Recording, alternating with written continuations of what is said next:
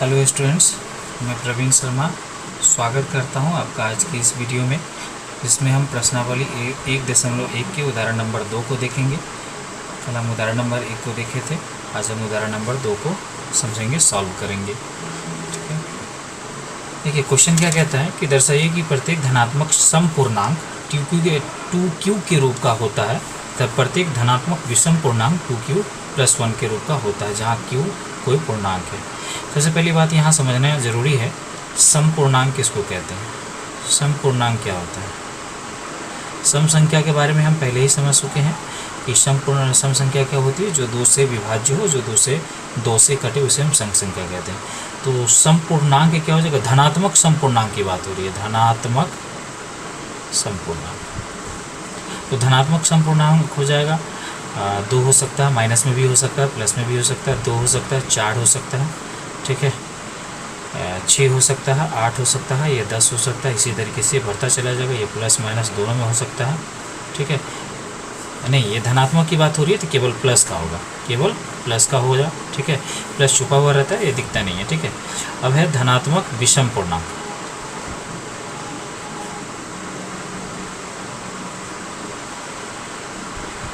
विषम संख्या के बारे में भी हम समझ चुके हैं कि विषम संख्या ऐसी संख्या को कहते हैं जो जिसमें 2 से भाग ना लगे या 2 से ना कटे, उसे विषम संख्या कहते हैं। ये धनात्मक विषम की बात हो रही है, ये 3 हो जाएगा, 1 हो जाएगा, 3 हो जाएगा, 5 हो जाएगा, 7 हो जाएगा, इस तरीके से ये बढ़ता चला जाएगा। धनात्मक प्लस में आना चाहिए, ठीक है, माइनस की बात इसमें नहीं हो रही है, धनात्मक की बात होती है। धनात्मक का मतलब है पॉजिटिव, जिसमें प्लस का साइन होता है, उसे हम धनात्मक संख्या कहते हैं, ठीक है। इसको सॉल्व करेंगे। इसको सॉल्व करने का एक ही वही तरीका है, यूक्लिड विभाजन प्रमेयिका से इसमें हम सॉल्व करेंगे इसे, ठीक है। यूक्लिड विभाजन प्रमेयिका क्या कहती है, इसे लिखना पड़ेगा सबसे पहले कि यूक्लिड विभाजन प्रमेयिका क्या कहती है कि दिए गए 2 धनात्मक पूर्णांकों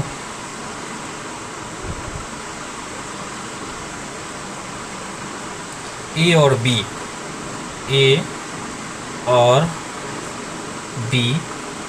के लिए ऐसी अद्वितीय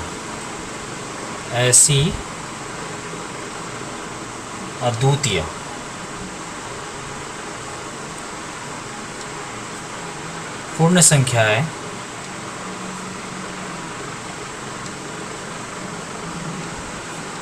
Q और R विद्यमान है।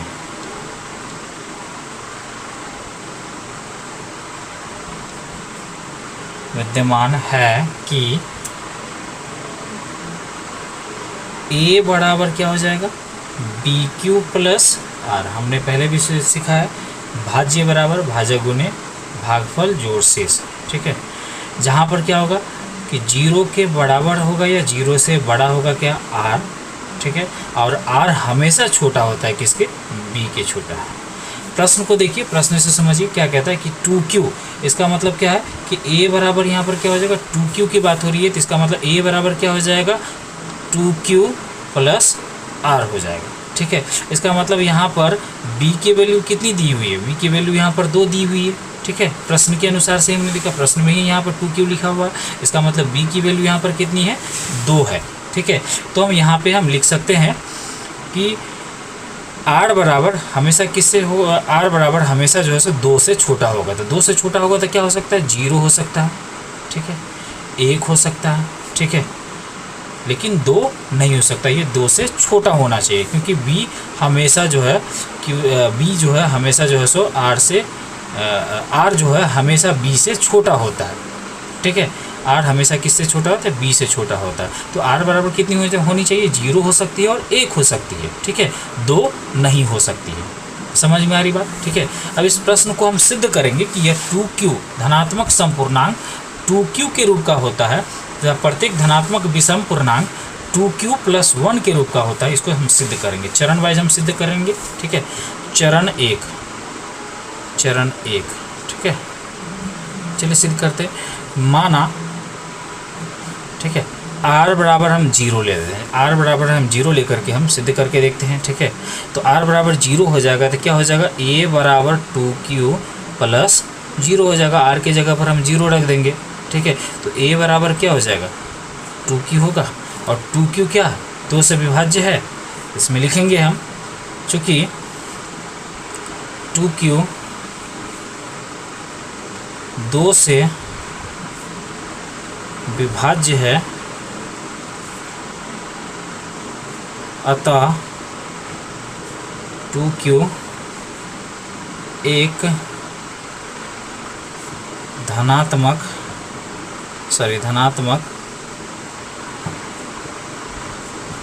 समपूर्णांक है। सिद्ध हो गया ये, हमें 2q को धनात्मक समपूर्णांक सिद्ध करना था, ये 2q धनात्मक समपूर्णांक सिद्ध हो गया। चरण दो में हम क्या करेंगे, माना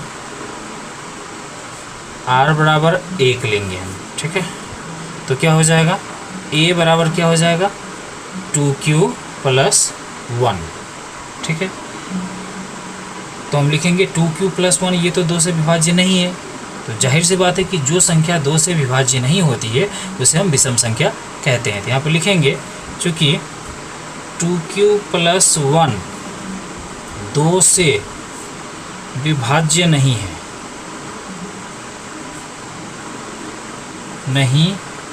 है, अतः 2q प्लस 1 एक धनात्मक विषम पूर्णांक है। विषम की बात हो रही थी, ये विषम पूर्णांक सिद्ध हो गया, विषम पूर्णांक है। मेरे ख्याल से आप लोगों को समझ में आ रही होगी। ठीक है, ये उदाहरण नंबर 2 था। सबसे पहले क्वेश्चन को हम समझते हैं। क्वेश्चन के अनुसार जो है सो पहले हल लिखते हैं। दिए गए दो धनात्मक पूर्णांक ए और बी के लिए ऐसी अद्वितीय पूर्ण संख्या है क्यू और आर विद्यमान है कि ए बराबर बी क्यू प्लस आर होगा। क्वेश्चन के अनुसार यहाँ पर 2q दिया हुआ है तो ए बराबर 2q प्लस आर होगा। इसके अनुसार हम कह सकते हैं कि बी बराबर क्या है, बी की वैल्यू 2 है। जब बी की वैल्यू 2 है तो आर की वैल्यू क्या हो सकती है, या तो 0 होगी या तो 1 होगा। बी से छोटा ही होगा, इसका मतलब 2 से छोटा होगा, या तो 0 होगा या तो 1 होगा। इसी तरीके से हमने चरण 2 के माध्यम से इसको सिद्ध किया। ठीक है, अगले प्रश्न पर आते हैं, उदाहरण नंबर 3 पे।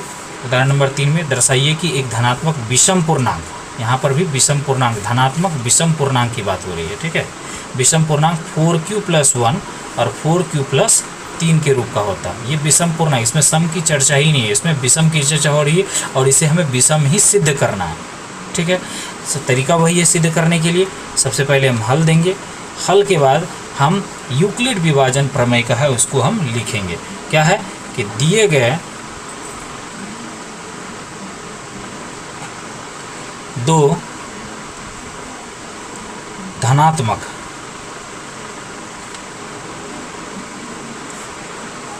पूर्णांकों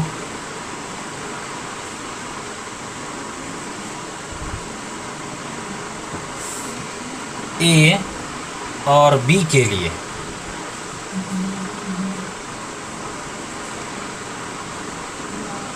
ए और बी के लिए ऐसी अद्वितीय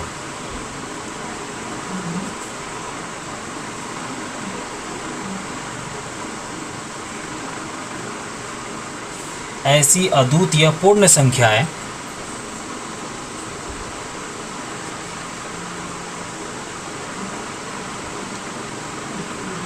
Q और R विद्यमान है।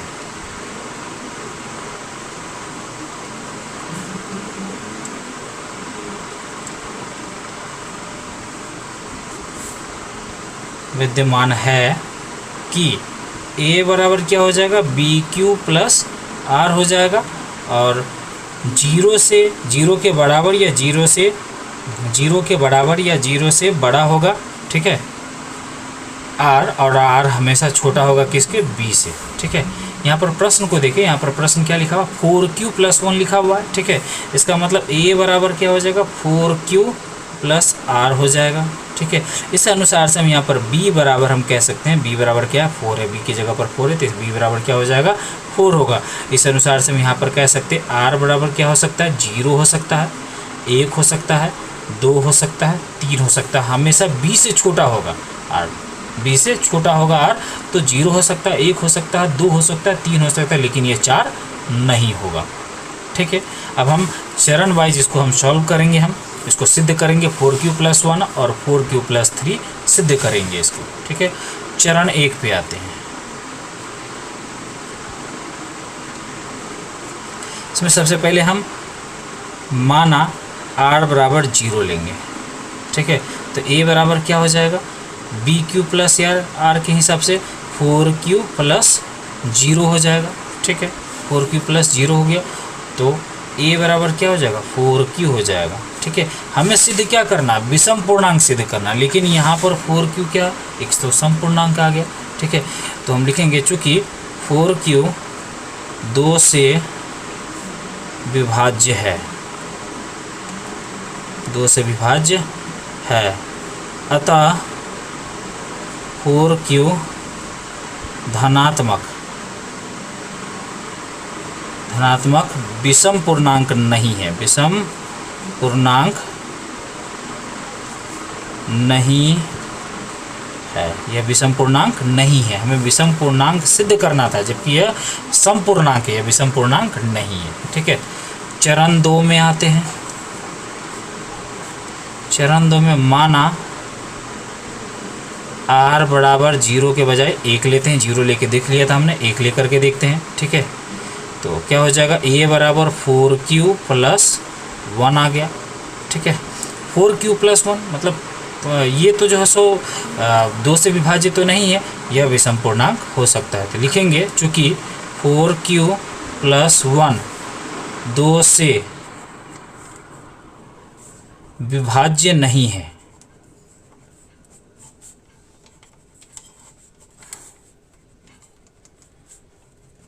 अतः 4q+1 धनात्मक विषम पूर्णांक, धनात्मक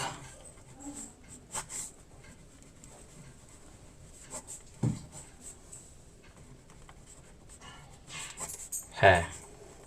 ठीक है, हमें क्वेश्चन में देखिए 4q+1 को धनात्मक सिद्ध करना था, धनात्मक विषम पूर्णांक सिद्ध करना था, और यहाँ पर हमने 4q+1 को धनात्मक विषम पूर्णांक सिद्ध कर दिया। ठीक है, अब एक है 4q+3 को धनात्मक विषम पूर्णांक सिद्ध करना। अब हम चरण 3 लेंगे, हम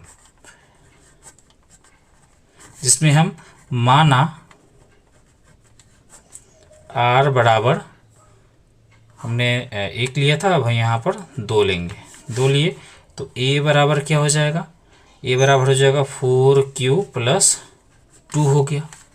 ठीक है, ये तो 4 4 2 6q हो जाएगा, ये भी तो सिद्ध नहीं होगा, क्योंकि 4q+2 2 से विभाज्य है,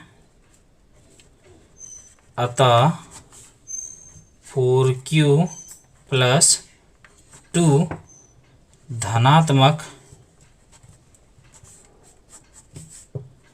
विषम पूर्णांक नहीं है, नहीं है। ठीक है, आखिरी चरण है, ये तीसरा चरण था, चौथे चरण में हम इसको सिद्ध करने का प्रयास करेंगे। चरण 4, जिसमें हम r बराबर हम 3 लेंगे, तो a बराबर क्या हो जाएगा, 4q+3 हो जाएगा, ये तो सिद्ध हो जाएगा। ठीक है, तो लिखेंगे चूँकि 4q+3 2 से विभाज्य नहीं है, अतः 4q+3 धनात्मक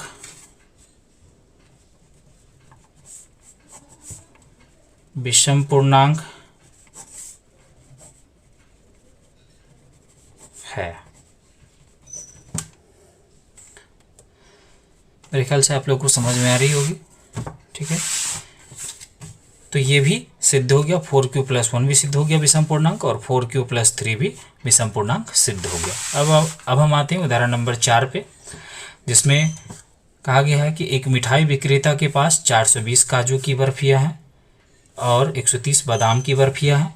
वह इनकी ऐसी ढेरियाँ बनाना चाहता है, मतलब उसे वो सैंतते हैं ना, वो चेकते हैं ना, उस तरीके से ढेरी बनाना चाहती है कि प्रत्येक ढेरी में बर्फियों की संख्या समान रहे तथा ये ढेरियाँ बर्फी की परात में जिस बर्तन में रखते हैं उसको परात कहते हैं, में न्यूनतम स्थान मतलब सबसे कम स्थान को घेरे। इस काम के लिए प्रत्येक ढेरी में कितनी बर्फियाँ रखी जा सकती है इसको हमें पता लगाना है। ठीक है, तो हल के माध्यम से इसका हम एचसीएफ निकाल लेंगे हम, तो हमें पता चल जाएगा 420 एवं 130 का अगर हम एचसीएफ निकाल लेते हैं तो इससे हमें पता चल जाएगा कि प्रत्येक ढेरी में कितनी बर्फी रखी जा सकती है। इस दोनों में सबसे बड़ी संख्या कौन है? 420 है, तो 420 को हम लिखेंगे यहाँ। ठीक है, और 130 को यहाँ लिखेंगे और इसे हम भाग लगाएंगे। ठीक है, 130 दो मरतबे आ जाएगा, 260 हो जाएगा, ये होगा 0, इसमें से एक दे देंगे 12, 12 में से 6 गया तो 6 बचा, 3 में से 2 गया तो 1 बचा, 160। ठीक है, सॉरी यहाँ पर एक मरतबे और लग सकती है। ठीक है, 130 यहाँ पे आ जाएगा। ठीक है, ये 0 हो गया, 6 में से 3 गया तो 3, ये कट गया 30। इस 30 से जो है सो 130 में हम लगाएंगे। अगर हम 130 से 2 3 करते हैं तो हो सकता है 0, 3 3 9, 390। हमें 3 मरतबे यहाँ पे लगाना, तो हमने यहाँ पे मिस्टेक कर दिया।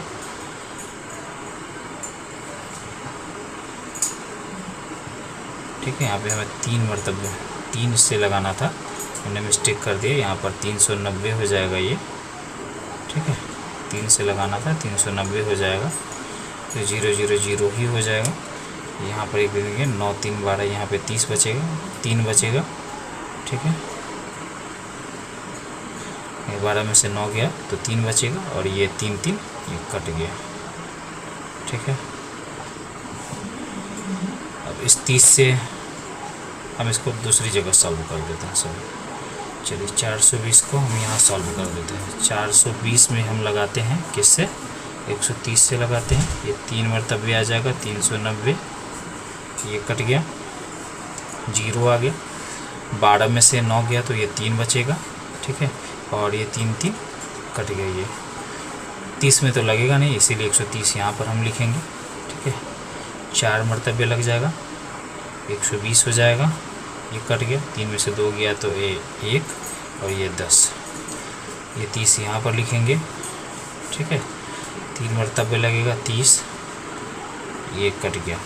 इसका मतलब इसका एचसीएफ क्या हो जाएगा? एचसीएफ किसका हो जाएगा? 10 हो जाएगा। इसका मतलब होता है प्रत्येक डेयरी में, मतलब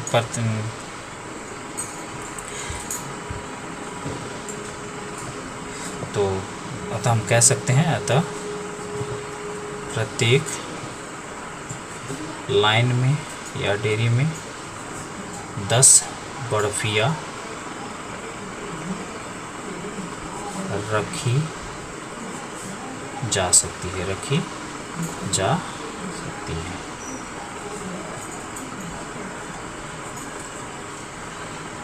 ठीक है, आज के वीडियो में इतना ही हम रहने देते हैं। अगले वीडियो में हम प्रश्नावली 1 से संबंधित प्रश्नों को देखेंगे। धन्यवाद।